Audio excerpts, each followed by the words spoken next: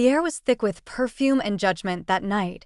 My mother's arched eyebrow was the first sign that things were about to unravel. It was my parents' 30th anniversary, a milestone they'd been planning for months, like it was the royal wedding. The living room had transformed into a showroom of gold-trimmed memories, crystal flutes on the table, expensive wine flowing like water, and guests with compliments sharp enough to slice through pride. Everyone was dressed to impress, especially them, my dad in his tailored navy blue suit, and my mom in a glittering dress that shimmered under the chandelier like she'd won a lottery. And me? I stood there in the corner with a carefully wrapped box and sweaty palms, wondering if I should have just given them cash like my older brother did. But this gift, this small, humble thing I held in my hands, meant something deeper. It wasn't about price or prestige. It was about truth. About years of silence. About the things that were never said in this house where love was often measured in luxury and image. I'm the youngest. The quiet one. The artsy disappointment who traded law school dreams for a camera and a backpack. To them, I've always been the odd piece in a perfect puzzle. And tonight, that piece was wrapped in brown paper, tied with twine. When it was time for the gifts, my brother's was first, an engraved platinum photo frame imported from Italy. My sister brought a weekend spa getaway. Everyone clapped. Then, awkwardly, the attention turned to me. My mother's smile froze the moment she saw the box. "You didn't even use real wrapping paper?" she asked, laughing lightly as if trying to mask the jab. My father chuckled. "Let's see what our little filmmaker has brought." They opened it. The room fell silent. In that moment, something changed, not just in their expressions, but in the air itself. And what followed? Well, that's when everything they thought they knew about me, about us, began to crack wide open. My father held the envelope between two fingers like it might smudge him. My mother, ever the master of decorum, forced a polite smile, but I could already see it, the slight narrowing of her eyes, the purse of her lips. Disappointment, dressed up in pearls and red lipstick. "It's a letter?" she asked, her voice lilting, puzzled. "Not just a letter," I said quietly. "It's a story. Your story." She raised an eyebrow. My brother, seated beside his model-perfect wife, exchanged a smirk with her. My sister looked down at her wine glass, trying to disappear. No one said a word. "It's kind of a film," I added. "I spent the last 3 months interviewing people who knew you when you were younger, friends, coworkers, even grandma. I put it all together into a short documentary about your life together. From the beginning." That got their attention. My dad leaned in. "A film?" I nodded. "It's on the USB drive inside the envelope. Just plug it into the TV." There was a pause, a pregnant, uncomfortable silence, like everyone expected someone else to laugh first. Then my father scoffed. "A USB stick," he muttered. "You could have at least bought a proper frame for it or something." And just like that, the laughter returned. Casual, dismissive, stabbing. I felt the heat in my cheeks, but didn't say anything. I just stood there, heart pounding, waiting to disappear. This wasn't new. I'd been walking through these rooms on eggshells since I was 16, the kid who loved documentaries more than diplomas, who asked too many questions, who didn't fit into the polished family photo. My siblings followed the path, ticked the boxes: degree, job, marriage. But I strayed. My sister, Eliza, was the middle child, always the fixer. She glanced at me now, her eyes soft. "Maybe we should just watch it," she said gently. "Might be fun to see old pictures." Mom gave a theatrical sigh but gestured to Dad. "Go on then. Let's see this epic production."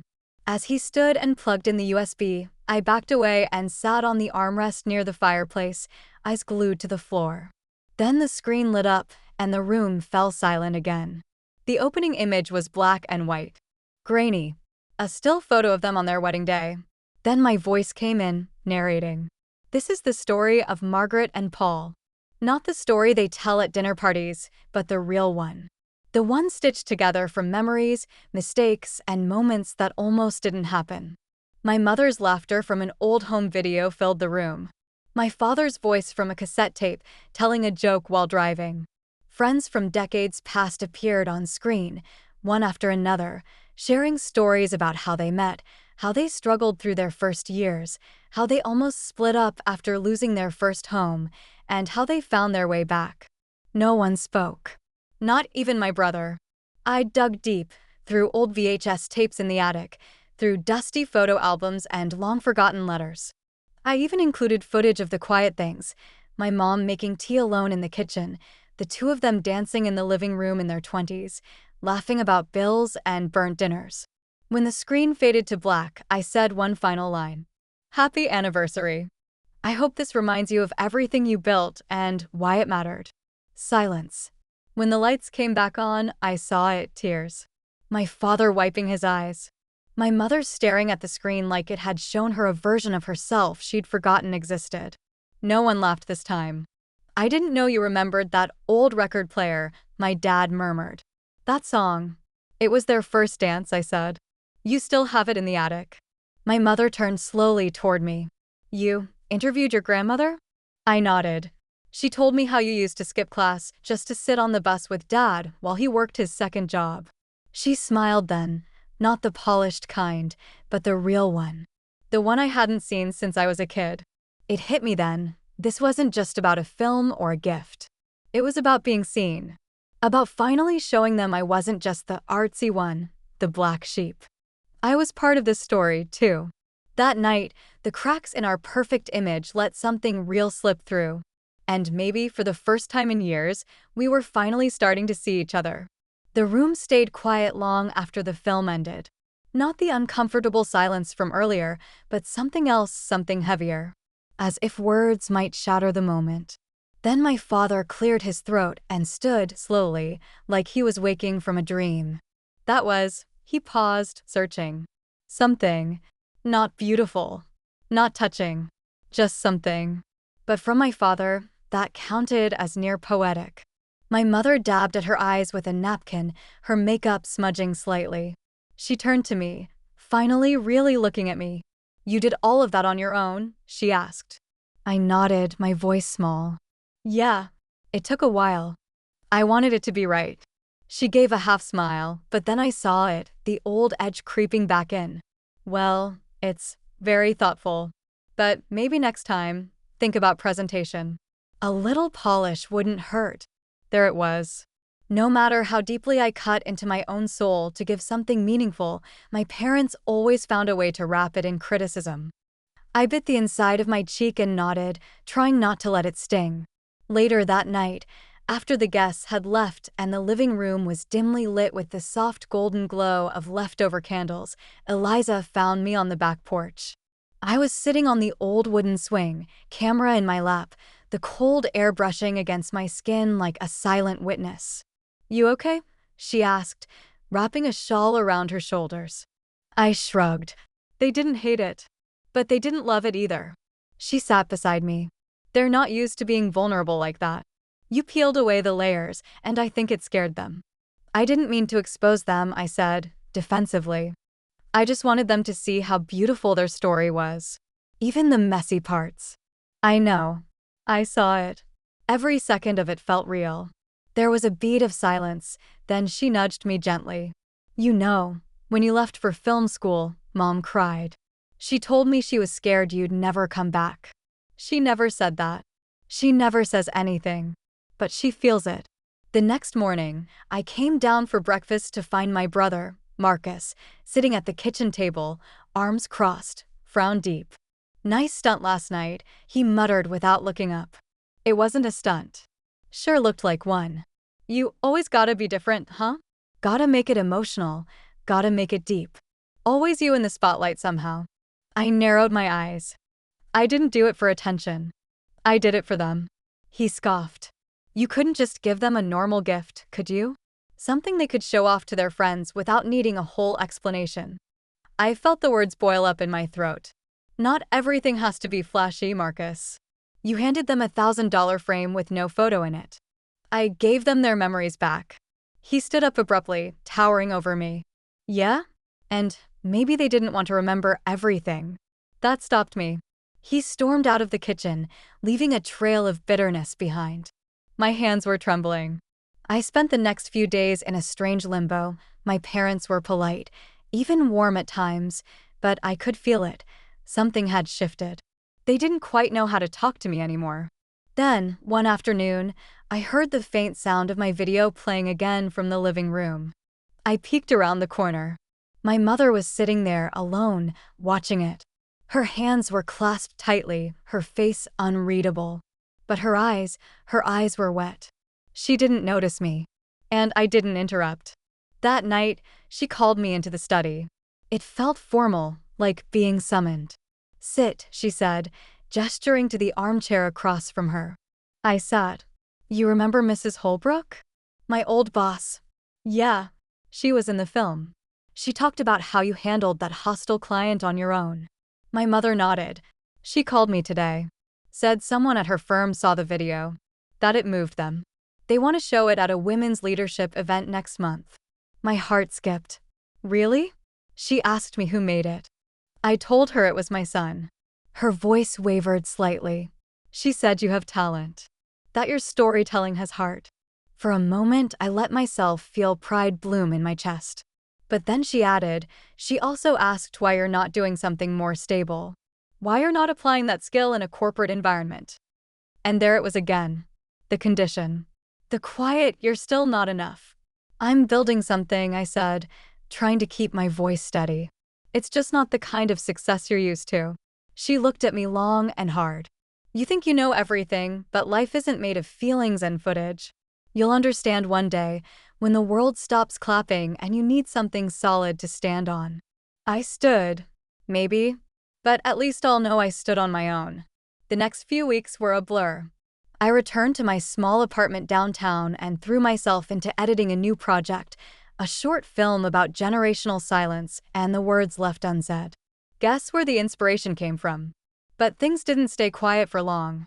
One evening, I got a call from Eliza. "You need to come home," she said. "Why? What happened?" "It's Dad. He collapsed at work." "He's okay, but they found something." In his scans, my stomach dropped. At the hospital, I saw my father hooked up to machines, pale and quiet in a way I'd never seen him. My mother was by his side, her hand wrapped around his with a desperation that didn't match her usual poise. When I walked in, she looked up. And this time, there was no judgment in her eyes, just fear. Raw and open. Later, in the hallway, she pulled me aside. "Your father wants to see that video again. He said he wants to remember the good parts." My throat tightened. I nodded. And as I sat beside him, laptop on my lap, video cued and ready, he turned to me and said something I'd waited my whole life to hear. "I didn't know you saw all that. I thought you were always somewhere else. But you were watching. You saw us."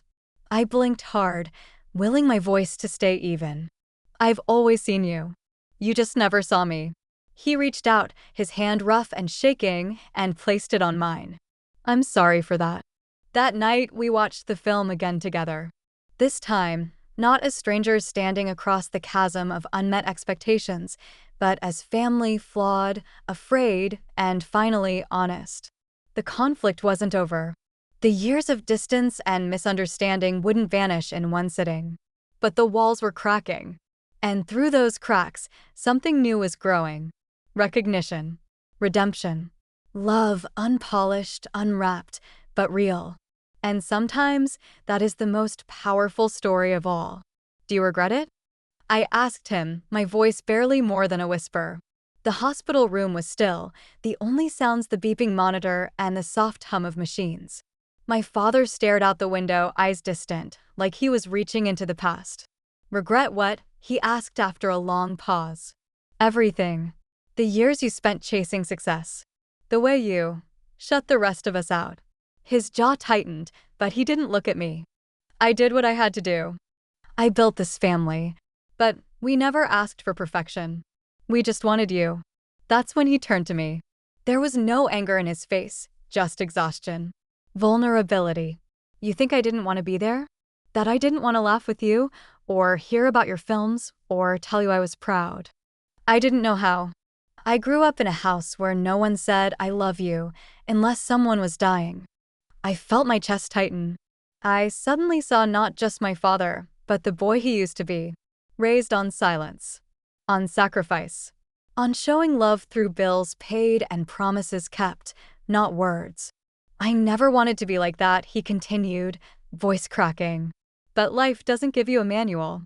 I tried to protect you the only way I knew how, by keeping the world away.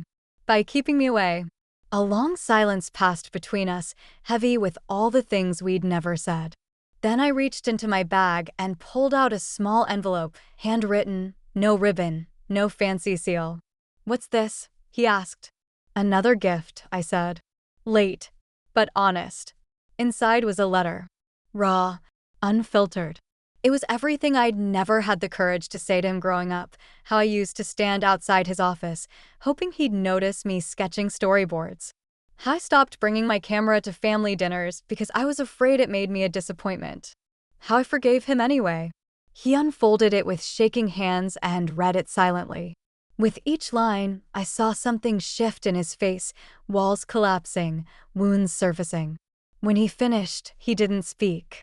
He just reached out and pulled me into the first real hug we'd shared in years. Not the stiff kind, not the polite kind, the kind that says I see you. I'm sorry. I love you.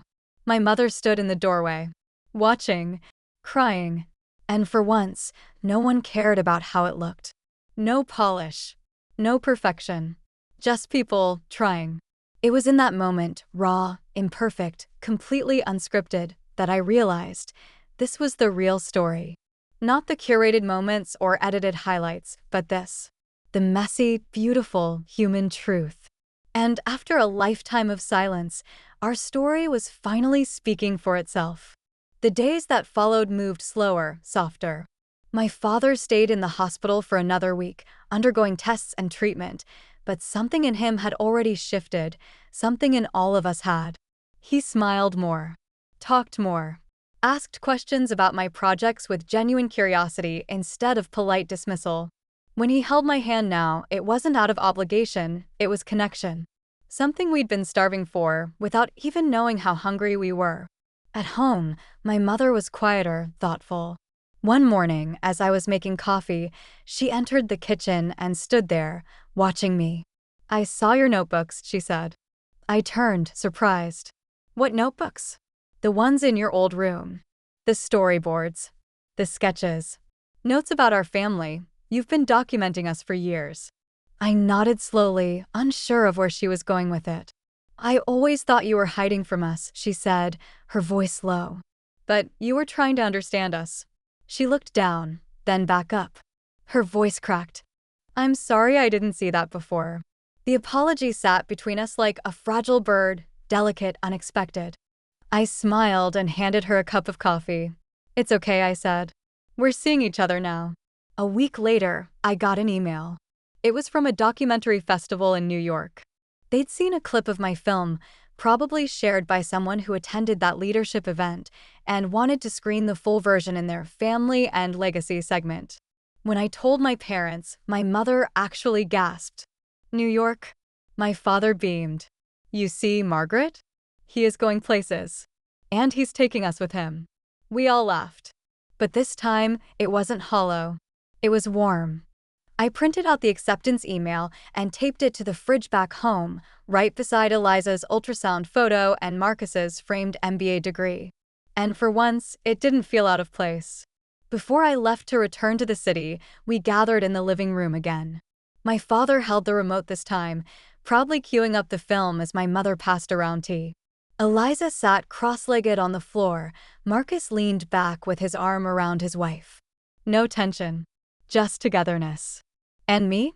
I sat beside my father, shoulder to shoulder, watching the story I'd built from fragments become something whole, something healing. On my way out the door, my father hugged me again, still a little awkward, still learning. "I'm proud of you, son," he said. I nodded, trying not to choke up. "I know, Dad. I finally believe that." He reached into his coat pocket and pulled something out. It was an old photograph, me at age 7, holding a camcorder too big for my hands, smiling like I'd just found magic. "I've had this in my wallet for years," he said. "Never showed it to anyone. I stared at it, stunned. Why? Because I didn't want anyone to know how scared I was that you'd never be like me, he said quietly. Now I'm glad you're not. I left with more than a photo. I left with peace. For the first time in my life, I wasn't just in the family, I was part of its foundation. And it only took a cheap, little gift to make them finally see. They still keep the USB drive in a drawer by the TV. It's not displayed on a shelf like the Italian photo frame or framed like my brother's expensive getaway certificate, but it doesn't have to be. Because now, every few weeks, my mom pulls it out and watches it again, usually alone, sometimes with my dad. And they always call me afterward. Not to criticize, just to talk. Sometimes about the film. Sometimes about nothing. But always about us. Our story didn't change overnight. There are still old habits, moments of miscommunication, the occasional awkward silence, but there's something new now, too. Openness, laughter, grace. And that's all I ever wanted.